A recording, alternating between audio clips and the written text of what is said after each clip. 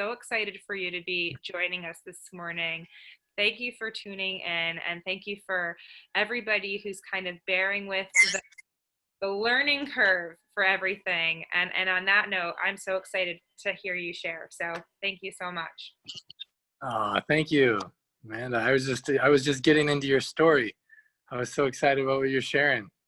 I didn't want to eat up your time, so we can come back another time. The floor is yours. All right. Well, I definitely want to hear your story. First of all, I just want to say thank you for introducing. I'm joining from India. My name is Dr. Clint G. Rogers, and I'm so excited to know where you guys are joining from. So I don't know if you have a capacity to leave a comment, but I'd love to know where in the world you're joining from. So if you can just leave a comment, that'd be so fun. Amanda, where are you joining from? I am actually from Ohio. I mean, I'm in Ohio right now. I just got back from India 3 weeks ago, or not even 3 weeks. Yeah. So where in India are you? Yeah, right now I'm in Mumbai, India. Oh, that's the one place I didn't get to. I ended up cutting my trip short by a couple of days, and Mumbai was our next stop on our Indian tour. But I was throughout Delhi, and then in Agra and Jaipur, down in Goa, and a couple of other places that are what is it, Rishikesh? We were up there. Oh, yeah. Wow, you're doing everywhere. Yeah. What were you here for? A friend of mine was getting married, and so we ended up doing about 2-week excursion with them, and I had some time in the beginning that I wanted to go to a couple different monasteries myself, and so I came out a couple of days early. Yeah. And so people were dropping in and they were saying, Peter's in today, Adam Gaskill is calling in from Nebraska, Diana's from Germany. I know Sean is coming to us from California. So all different parts of the globe. And we have 10 people on Facebook watching as well from all around. So if they want to drop in the comments where they're from, that'd be fantastic.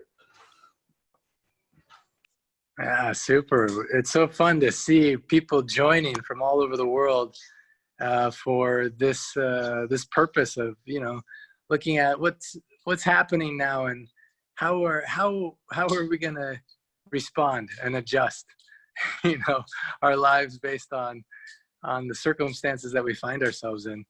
And so I want to say thank you, first of all, to Peter, to Adam, to the whole team of Hack Mankind for creating such a cool experience that we have an opportunity to join like this and meet heart to heart and to explore all the different aspects of our lives and reinvent, who we are.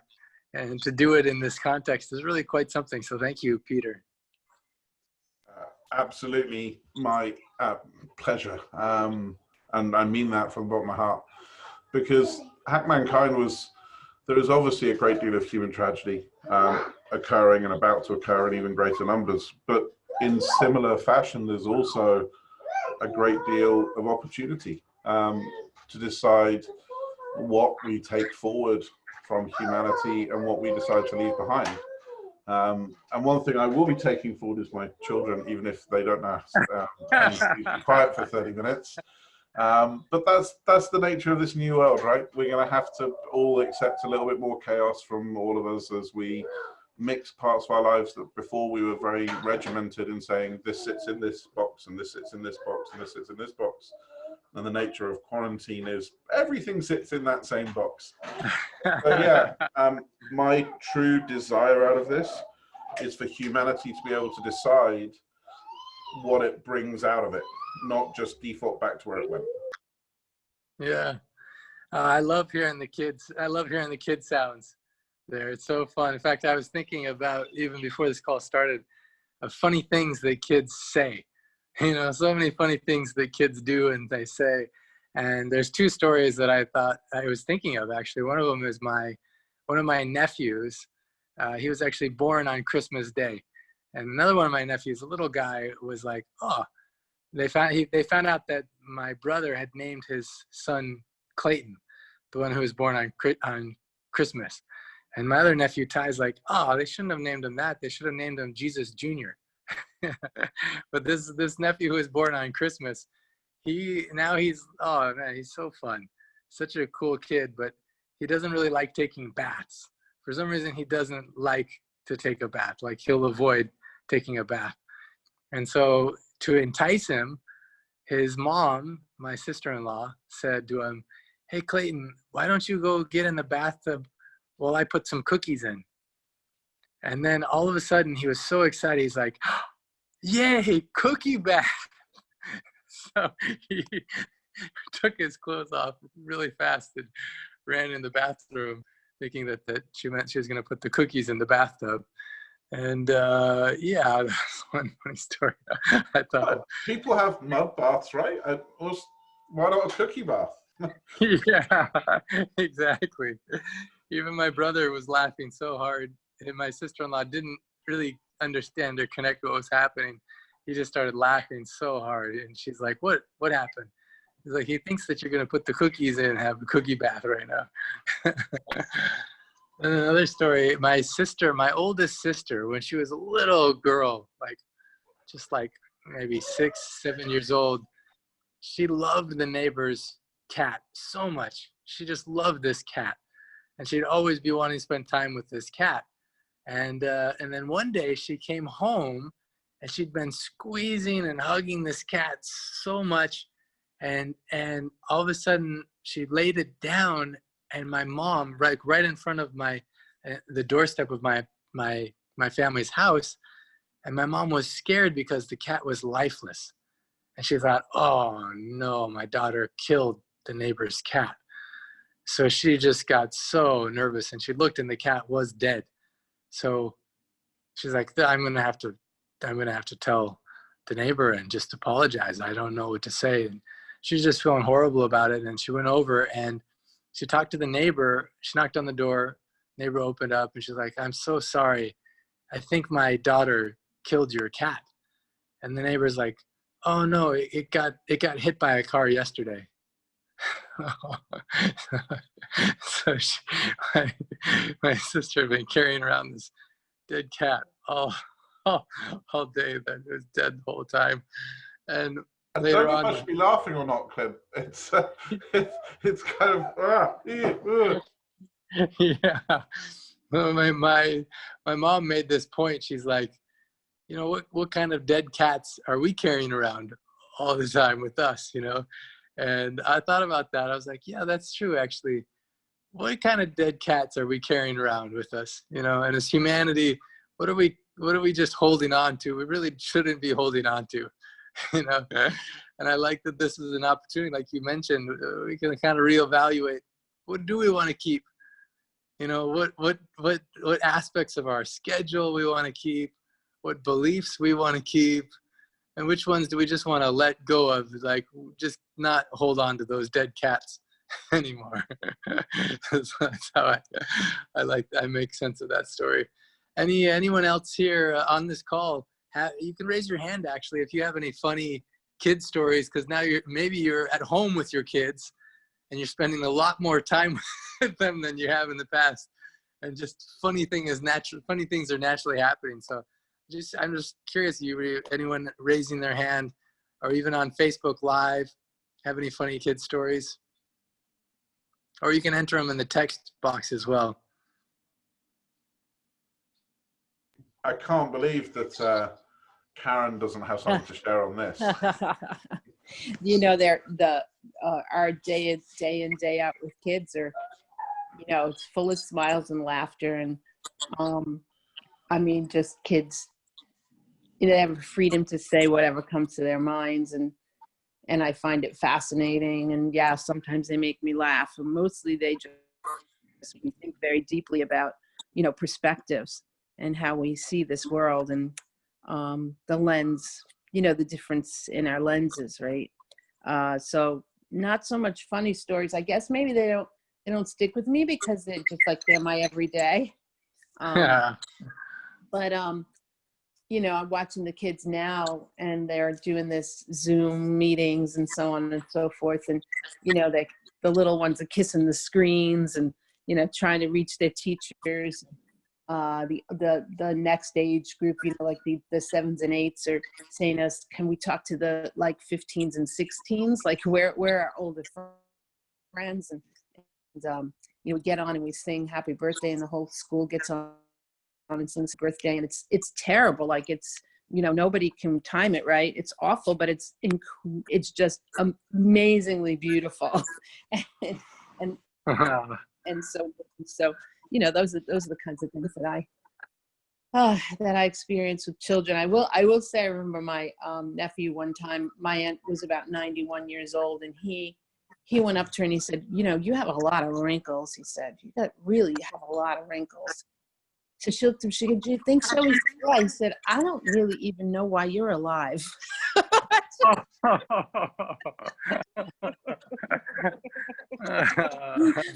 And she laughed. She had a great sense of humor. And thank goodness. Everybody else sort of cringed. But that's the kind of stuff kids say, right? So yeah. You run a school, Karen? Or you? I do.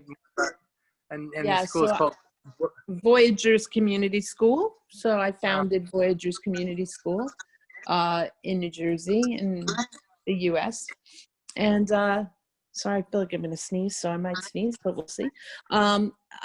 Yes, 3 months of age to 18 years of age, typically developing kids. And and I'm doing it since 2004, and it's the joy of my life. I was just on the phone with one of my staff, who was on the phone with 2 of my preschool teachers last night, who were having themselves a couple of drinks and probably were feeling a little lofty and light, and and actually were bemoaning the fact that they can't be with their kids, and these are their kids, and they promise them, they feel like their parents have broken promises to the children. That's really sweet to know how deeply this faculty cares about their kids. Oh, that's so sweet. That's really beautiful. Yeah. One of my friends posted on Facebook a video where the teachers were driving around the neighborhood with signs in their cars saying, "We miss our kids. Give our kids back." Yeah. We've done drive-bys where we've blown horns, and actually next Friday we're doing a confetti blast. So we're going into our space and lining the, of course, socially distanced or physically distanced. We're lining our driveway and our parking lot. We're asking parents to drive through, and we've got tons and tons of confetti that we're going to release for the kids. So they won't get out of the cars, but at least they'll see us, we'll see them, and the teachers are making signs and stuff. So pretty cool. Oh, that's so fun. Yeah. Well, I love the point that you made at the beginning, Karen, about how kids have kind of like a innocence about life, like their perspective, because they're so curious. It sometimes strikes us as funny, but it's like there's like such an aliveness about what's happening inside of the mind of a child. And because this is a topic of spirituality, I actually think that's where like most of the swamis and gurus, it's like they get to some kind of a point where it's like you become, even Jesus, he said, be like a little child. And I think this is one of the aspects in which, at this moment in time, we can be more like that, more curious, without judgment, just observing and asking really innocent questions about what is life and how do things work and what do we want to grow up to be. Yeah, I think, children are interesting too, because, the things that we sometimes find funny and we laugh about, they get insulted because they don't even, like, they don't mean, like, I didn't mean to be funny. That's just it, that's just it. And so you find yourself apologizing. But I agree with you. I mean, children have this lens to which they look at the world, and it's so free and full of curiosity and wonder, and they try and they try and they try and they try, and they don't really much often get discouraged unless we add some sort of judgment to it. And I think you're right. We could take our lead from kids, and I see that with parents being home now. Like, be a kid with them. Be a kid with them. So. So beautiful. Thank you so much, Karen. Anyone else have any other stories or experiences, maybe something you've learned from your kids or some funny experience with your kids or with other kids that you've been around as you've been in of more time at home? You can either raise your hand or you can even unmute yourself. Amanda, you had something? I actually have a question. So if you wanted to try to increase your spirituality with kids at home, what would be one or two ways that you suggest on how to do that? Oh, such a good question. Yeah, such a beautiful question. My kind of sense is that what Karen was suggesting, like the kids are already in the spiritual zone, so you become more like them. You know? So really, that's what in my heart. I don't know what you would say, Karen, but I think that kids have a natural, intuitive connection with spirit. I mean, it's so common that kids will even see things in the room that adults don't see. You know, lots of times there's just story after story after story of even during tragic and crazy events, like during, you know, horrible things like school shootings or crazy emergencies or natural disasters. The kids will remember seeing people there that the adults didn't see, and they'll be able to describe them in so much detail, you know, and even multiple kids having experiences of seeing this. So there's like it seems like the veil is thinner with kids, and just that innocence is naturally more inclined to be connected with spirit. So I would say to the adults, definitely be more like the kids, learn from them, you know, be more open to how they're experiencing life so authentically, you know. Just that's my thought. What do you think, Amanda? What's your thought? How do you think when you're at home with kids that you can increase your body? I love that. I mean, I'm with a lot of different men, and no offense, but sometimes those are the kids.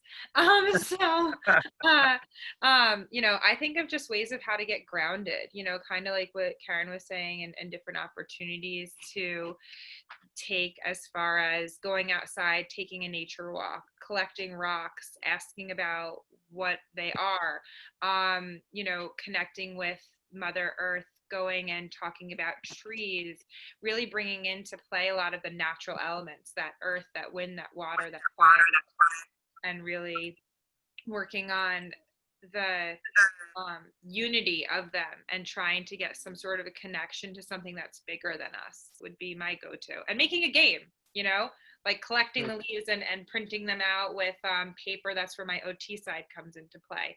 And anything that can be a game, a rhyme, a skip, a jump, and just trying to get them to start a conversation. So beautiful. Karen just raised a really good topic that I think I would love to hear your individual thoughts on in the Q&A. And I think we'll ask this question back to Karen as well. But Clint, you're here. You're the main guy right now. So Karen said, "How do we address the fact that children might be experiencing death for the first time? What can we do and say, and how can we give them, you know, reasons for that? Because we all need to be prepared for that, because we know it's coming." It's not the most, you know, joyous of subjects, but it is real, and it's something that is more likely than not to enter our future in the next few weeks. Yeah, first of all, thank you, Karen. Yeah, it's like it's like we're in such a sensitive situation where so many of us are dealing with our own uncertainty and our own fears. And then how do you meet the mind and the heart of a child who is experiencing, maybe for the first time, losing someone that they love, you know, and such an ultimate situation is that, you know, life as we know it in this body isn't permanent, you know, that we die. So how do we meet children in that space in a way that helps them and helps us navigate it? It's such a good question. Thank you so much for asking that. Do you already have some thoughts, Karen, on how, when your kids in the school previously, then you must have situations where they've had loved ones pass away, and how you or other teachers or or other parents that you know of? Any responses that seem particularly helpful? Yeah, I mean, we do deal with death, and we're pretty straightforward in terms of, the cycle of life. And in the school, the children have created traditions around this. So I remember years ago, we had a bunch of fish die all at once, and the whole discussion came up about, do we bury them? Do we, because that's good for the garden? Do we cremate them? I mean, literally went through all these sort of rituals around recognizing the passing, right? But this feels a little different. This feels like, so we always say I mean, you can't lie to children necessarily, but you can say, I'm okay. I'm okay. I'm here for you. I'm going to be here for you, right? And it's kind of like the message that young children need. And now it's a little harder to say that, right? It's a little harder to reassure. And I just believe that families need to decide pretty quickly, and spouses and parents need to decide pretty quickly what message how are they going to handle it? And then what are the traditions in their home around death and dying and the passing of people? And I think they're going to have to come to some really quick decisions while they can, right? So there's not caught off guard, and then, oh my gosh, what did we do? We didn't handle that well. How do we handle it? We're not handling it ourselves. So I don't have all the answers for this one. This one's tricky in this moment. Yeah, that's a good point. It's a unique situation in that it's not like to reassure. I think, Karen, you mentioned something, sorry to jump in, but you mentioned something really good on our call the other day. So this is one of the people we're talking about right here. Yeah. My mini-me. You mentioned something really good the other day of making sure you're only answering the questions that are asked. Yes. And I think that's something, I mean, even just in the 48 hours since we've had that call, it's something I've applied quite strongly.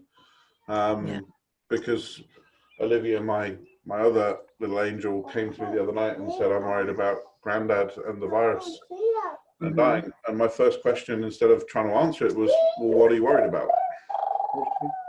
Nice, Peter. Nice. And just dialing in the question instead of just sitting there and delivering a 10-minute monologue. Which would inevitably resulted in 30 other questions and maybe a whole bunch of fear she didn't need.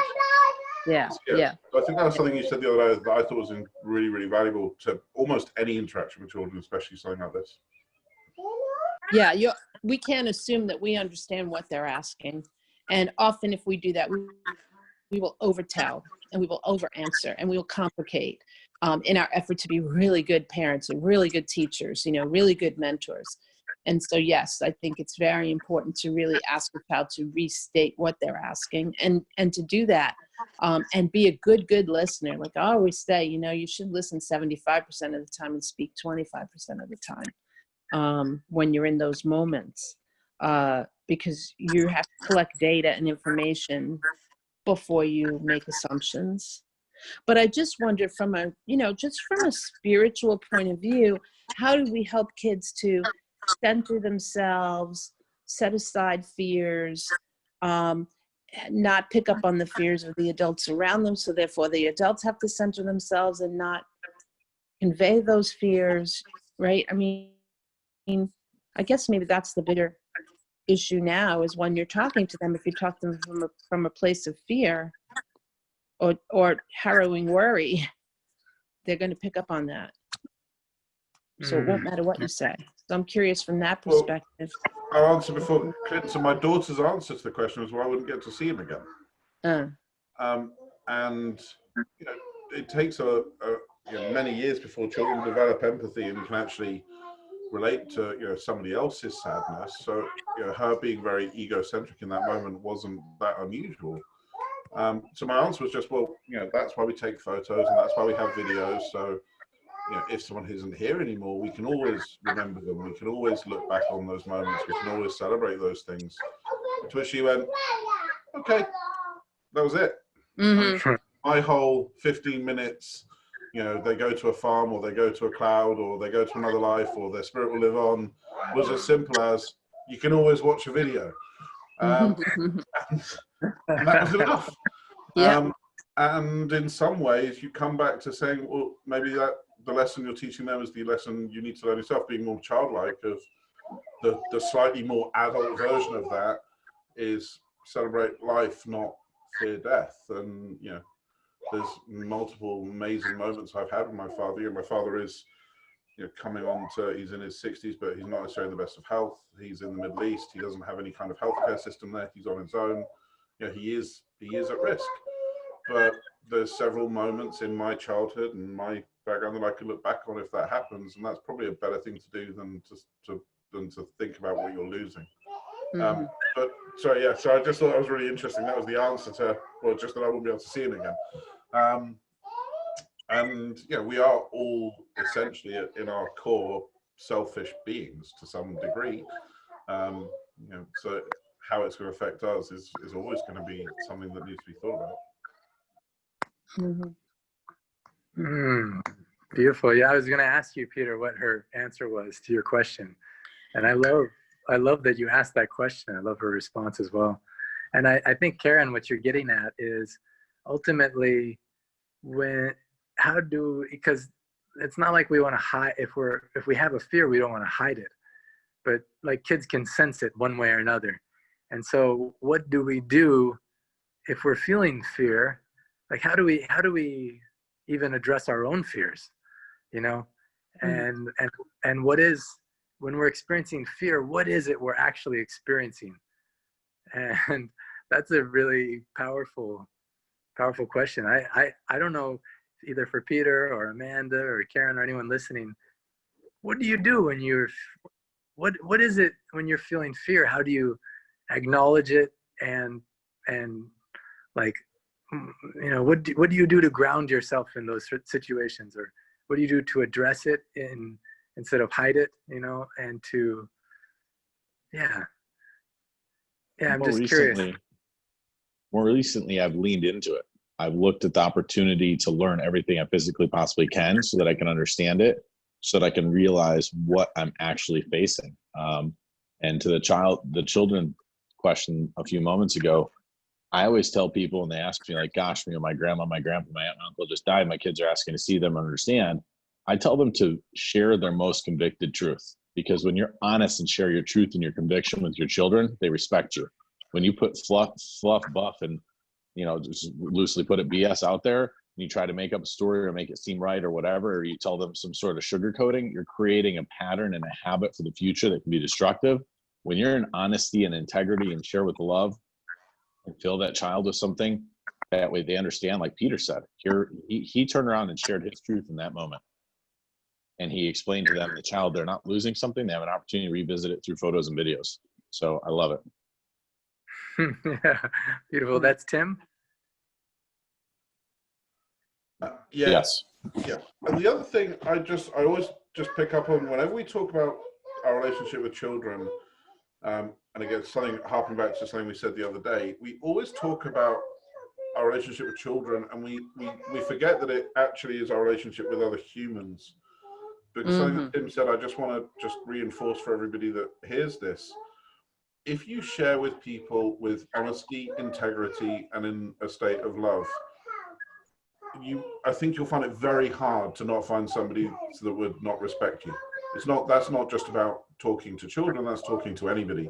Now, it might upset them, they might not want to hear something that you're delivering, but if you share with people with honesty, integrity, and from a place of love and kindness, almost everybody respects that. So that's not just limited to our relationship with children, that's from our relationship with everybody, I think. Yeah. I'm thinking too, as I'm listening to this, that it's also about our relationship with ourselves. And I think that sometimes we don't spend enough time examining our relationship with ourselves. So what I mean by that is, you know, to take a look within is to find many of the answers that seem out of reach. And that I think particularly when you're working with another human being, you got to come from that place of knowing and integrity and self-awareness, vulnerability, and so you have to have that kind of relationship with yourself. Beautiful. Yeah, so beautiful. I love that concept of having a relationship with yourself. Tim, I like what you're saying about leaning into it. Most of the time we have a fear, and at least for me, I noticed that I would try and avoid that thing, like I just would try and get a distraction from it, or get away from it, or cover it up. And now that we can't have as many distractions, I mean, there's still plenty of distractions, but we're a lot more with ourselves. It means that maybe even some of the fears we didn't know we had are going to come up. Mm-hmm. Maybe the fact that we may be afraid of our own death. In fact, I just barely in India here was hosting for 1 month Jack Canfield and his wife. And Jack Canfield wrote Chicken Soup for the Soul that sold something like 500 million books worldwide. And on one of the nights, this was actually, I've been studying with this master healer for 10 years. And one of the nights before he went and started traveling, we recorded a video with Jack, myself, and him about what do you do when you're facing fear? And how do you, like, whether you actually have the virus or not is one thing, or know people that have it or not is another thing. But most people are going to be feeling some kind of uncertainty and some kind of a fear. And so when I asked Jack this question, he said there's a definition for fear, which is called, he said, it's false expectations appearing real. So we're afraid of something that could happen in the future. Usually that's what's happening. It's an anticipation of something that could happen that hasn't happened yet, and then both him and Dr. Ram, this master healer, talked about, bringing everything back to the present, like what's happening right now.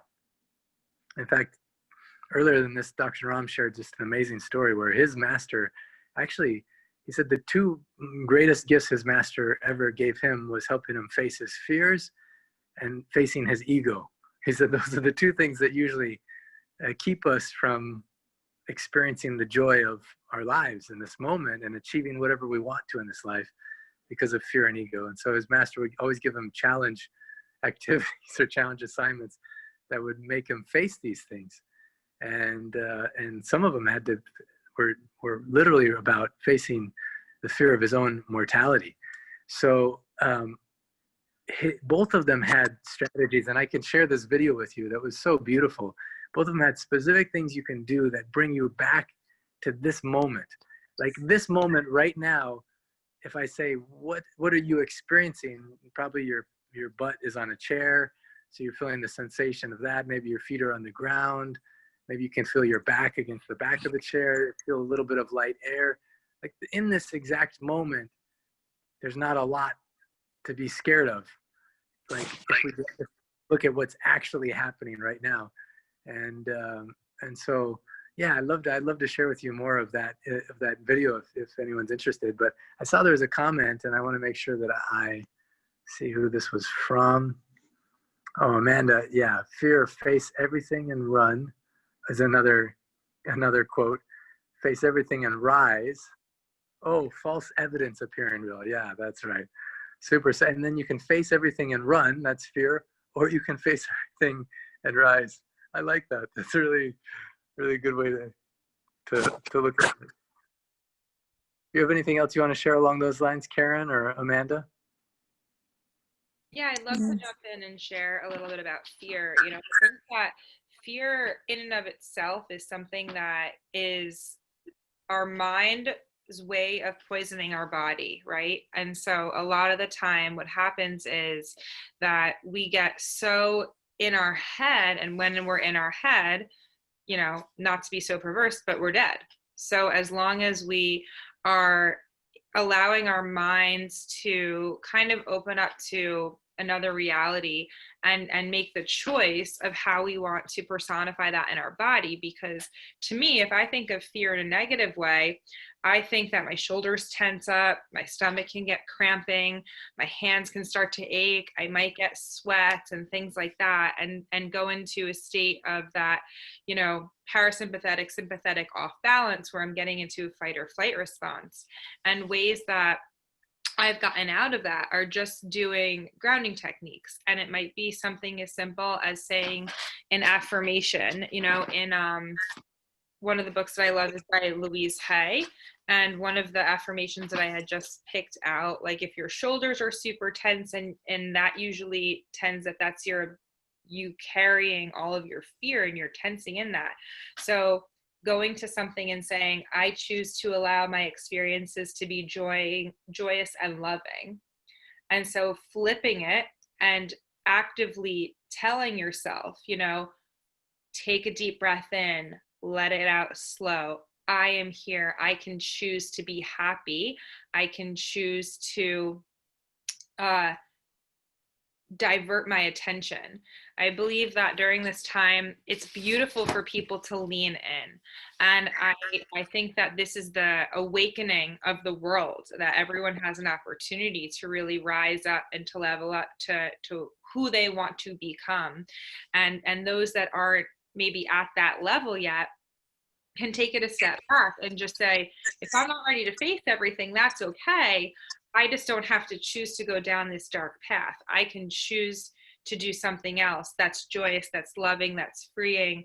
Call a friend, become social, get outside, move your body, do some sort of meditation or prayer, and taking that step in the right direction to create some tools and some structure, and feeling like you are becoming who you want to be, and then going ahead and facing it is just something I've used in the past. Beautiful. So cool. Thank you for sharing that. Something that I was taught recently, and then I'm going to go to something that Adam mentioned. I was taught recently that to remember that your subconscious to some degree is kind of similar to like owning a dog. So what I mean by that is a dog can bark, right? And when a dog barks, when you own a dog, you realize that means, it could mean it's hungry, it could mean it needs to go outside, it could mean it's scared, it could mean it's excited, it could mean it needs a walk. There's 101 things that that the bark can mean. And to look at your negative emotions in the same way, to look at fear and you know, anxiety and nervousness and whatever it might be, and literally just go, okay, my subconscious doesn't have this rich linguistic vocabulary I do. It can't speak 20,000, 30,000 words. It can only pose things to me in these abstract emotions. So to look at it as, instead of looking at it as something that you need to be consumed by, say fear, look at it as something and say, what is it you're trying to tell me? So what is this emotion? What is it for? What is it trying to tell me? And see it as a signpost. Some of them you'll acknowledge and do something about. Some of them you'll choose to ignore. Some of them you'll just let wash over you. But instead of seeing it as a real thing, you know, the only thing to fear is fear itself. Instead of seeing fear as the end result, just see fear as a communication. So that's your kind of you're in a core telling you something for you to then respond to. I think we still have Clint with us, although I think there's the wonderful world of technology. So Adam asked, and I didn't know about this. This is amazing. You went through a 10-day silence exercise, which I don't think I've ever done 10 minutes, including when I'm asleep. So tell us about that. I mean, how was it? Did you want to quit at all? It must be crazy. And what did you take from it? Beautiful. Well, thank you for what you're sharing, by the way, too. I think, yeah, so many things are really sensations, you know. In fact, one of my friends just posted a Facebook Live video where he went in the snow in his bare feet. He said he used to think cold was pain, but as he leaned into it, he realized actually cold is a different feeling from pain. Sometimes it feels like pain, but it's actually a different sensation, you know. And instead of resisting it where there's a block, you just leaned into it. And basically most everything that we're experiencing is sensation. And one of the things I learned in silence was about where I created meaning to sensations that really I didn't need to create. But I do want to say thank you for asking this question, Adam. I think it ties in so much to this moment in human history and this moment in our lives, because I remember thinking after my silence that, holy smokes, this was so powerful, so life-changing. Like my whole life changed from that one experience. And I thought, what if the whole world could just experience 10 days of silence? Like we'd walk out of it and our everything would change. You know? And so one of the reasons why I'm actually very optimistic about what's happening right now on the planet is because we're in some kind of a pseudo way, we're getting a little taste of what that's like to slow down and to look at what's real, you know? So in the TEDx talk that I gave a little over a year ago, I talked about how this master healer that I've been learning with, I got so fascinated by, I started out as a big skeptic.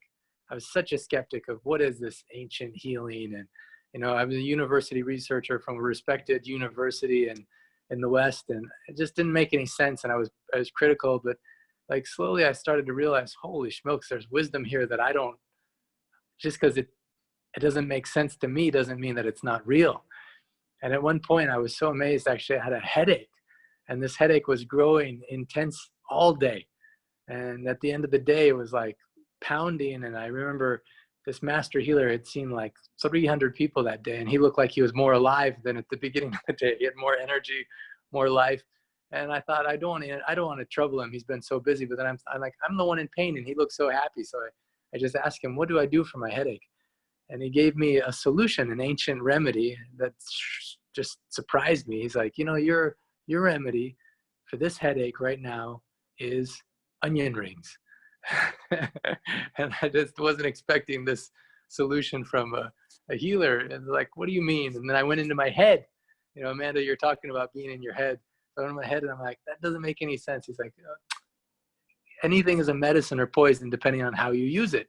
So just try it. So I remember taking this onion ring, actually onion pakoda is what they have in India. And I was just so shocked because the headache that was growing in intensity all day in like 3 to 5 minutes just totally melted away. And I didn't have any headache. I was only left with this sense of awe, like, whoa, that's amazing. So I went to him and I said, how did that work? And he smiled. He's like, you know, Clint, you remind me a lot of myself when I was younger. I was like, really? How is that? And he's like, because I was also messed up and confused. You know? And then I was feeling like both a little bit like, I knew I was confused actually, but I didn't want someone to tell me so directly, you know? And then I said, what do I do? And he recommended I go for this period of silence, this long extended period of 10 days of silence. And I was actually, to be honest, at the beginning, I was looking forward to it. Because like you, Peter, I really don't remember spending like even a small amount of period in silence, not even a half a day. So, you know, if you're listening to this live or as a recording, I just ask you, how much time have you ever spent in silence? Like a couple hours, half a day, a full day? So he sent me for 10 days. And I went into the silence. Actually, there's a place that you can go, and I can recommend certain places to anyone who wants to try this experience because it is amazing. But the first 3 days was like horrible. I had so much anticipation I'd have some breakthrough insights. And when it didn't happen, I was just feeling stress. I was feeling tension in my mind, my body. And like actually by day 3, I remember having a headache and pain in my back. I couldn't get onion rings apparently this place. And I just thought, this is a waste of my time. I could be so much more productive doing something else than just sitting here going crazy, you know? And so finally at the end of the day 3, I remember I just made a personal commitment to myself. I'm like, okay, only if I physically die am I leaving this place. Otherwise I'm here until day 10, even if I don't get anything, even if I'm in pain, I'm just here. I'm committed to be here. And then something kind of magical happened. I woke up the next day and all that pain was gone. you know. And then I was in more of a sense of awe and receptive, and then just like one miracle kind of insight and magical experience after another started happening. And like the way I describe it is like this: imagine there's a pool of water in front of you, and all day long you're agitating it with a stick. You just keep doing activity, and the ripples are on the water. And then finally you stop agitating the water long enough that the surface of it becomes clear. And finally, for the first time in your life, you can see that there's things below the surface. I was like, whoa, this is what's happening below the surface of my mind, my body, my emotions. You know, this is what's happening like under the exterior of what I think is life. This is what's underneath. And I was like, for days amazed. And every day I got better, better, better, better. About day 7, it was amazing. I could see, it had insights that I could never even imagine thinking or having possible on day 5. And day 5 was amazing compared to day 3. By the time we got to day 8, I remember though, it started to get discomfort. I started to feel discomfort again. And do you ever seen those magic 3D eye puzzles where you have to defocus your eyes and then you refocus, and all of a sudden the 2D picture that's all blurry then shoots out of the page and it becomes 3D? It felt like that. Like day 8, it was like everything was getting blurry and discomfort again. And I'm looking at the pool of water and it's all blurry. And then all of a sudden it starts to come into focus and I see an image in the water. And this is the way I explain the analogy I give, because the reality of it is beyond words because it's in silence, you know. But I remember it was like all of a sudden I see this image and I'm so curious, what is this image? And I'm looking, somehow it comes into focus and I'm like, whoa, that's me. I couldn't believe it. Like I was, you know, in my 30s, I had a PhD. That same year I traveled in 40 different countries, but I didn't even know who I was. You know, I didn't know who I was until I went to silence. And finally, first time in my life, I saw, holy smokes, that's who I am. And it was so sacred. There's a scripture that says, be still and know that I'm God. Be still and know that I am God. And I used to think that meant, it was like God saying, you know, be still, know I'm God. I got this. You know, I used to think it meant like that. But now after the silence, I think it's actually a formula. If you be still long enough, you will know God. You'll know God and you'll see God in you, and you'll know God. You have a real direct experience that's actually beyond words, you know. So since then, I actually go for silence every year, and every year without fail since then, I go for silence, and it's the best thing I do. Anyone I talk to that gets me on this topic, I say the best thing you can do in your life is not go for some seminar or some lecture or read some book. It's actually going for silence. And I've convinced maybe now 20, 30 people to go. And I hear the excuses they give. They say, but I have, you know, a work I can't get out of for 10 days. I say, but you don't even know why you're doing that job. You don't even like your job, you know, so you don't even know who you are. So why are you doing that job? And I've had some friends actually quit their job to go for silence. And after the silence, then they end up realizing what they actually want to do with their life. And they get a job that's way more fulfilling and more abundance, more lucrative, you know. When one of my friends says, I can't get away from my kids, or another friend said, I can't get away from my relationship. I said, but you don't even know why you're attracted to this relationship. And you're in so much pain in this relationship, you know. So why not go to silence and discover who you are? And then maybe when you heal certain parts of you, you'll start to either attract different things with the same person, or you'll realize that this isn't a healthy relationship. You'll attract a different relationship that is healthy for you. For people that have kids, I say, what kind of a better parent could you be if you actually go for silence? You know, because a lot of our parenting is just by default or just by habit. You know, most of us realize that we become the parents that we had, you know, so there's a lot of programming inside of us that just built in, and just by default, we're that kind of a parent. But I believe when you go for silence, something else happens. And so naturally, for some reason, you know, the forces that be, whatever you call it, God or the universe, has slowed all of us down simultaneously. And in the silence, I saw in those insights, I was like, holy smokes, most of what we're doing as humans, we're just playing games that other people invented at some point in history. Like, I have a PhD, but even the concept of a university was invented by some humans, that you play this game and you win this level of a bachelor's degree or a master's degree or a PhD. But it's just the game that was invented by humans. I saw that, actually, I remembered in the silence a quote by one of the first astronauts. He went into space, and one of the things that surprised him, first time someone's in space, they're looking at Earth. He's like, holy smokes, there's no lines between the countries. There's no us versus them. There's no real USA and Canada or India and Pakistan or whatever. Like, we invented the concept of countries. It's not actually a real thing. It's an imagination or imagined concept. But when this astronaut was looking at the Earth, he realized there is no us versus them. There's just us on one fragile blue dot in space. Like, we really are a human family. And another thing I realized was even the concept of money. A lot of us are worried about money and finances right now, but money itself was an invention of a human at some point in history.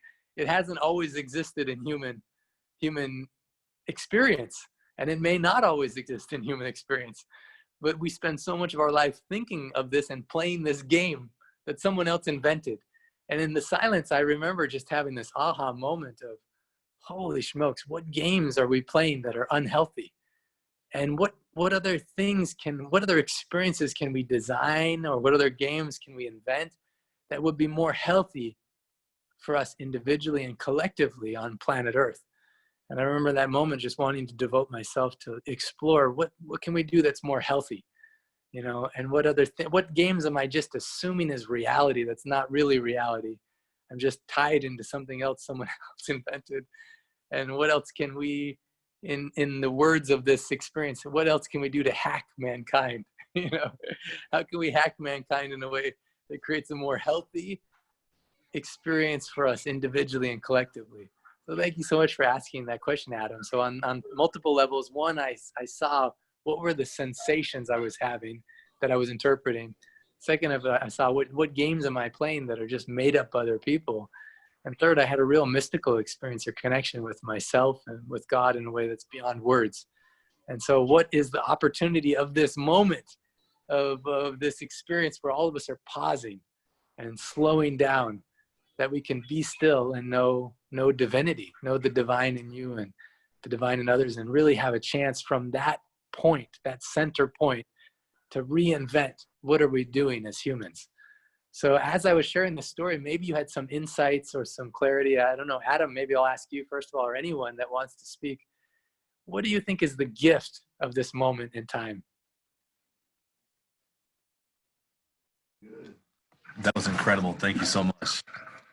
I just think the silence, understanding yourself and being consciously aware of what's going on underneath, like you said, below the water, the unconscious patterns, the thoughts. And like you said, it's a peaceful serenity in the aspect of everything slowing down.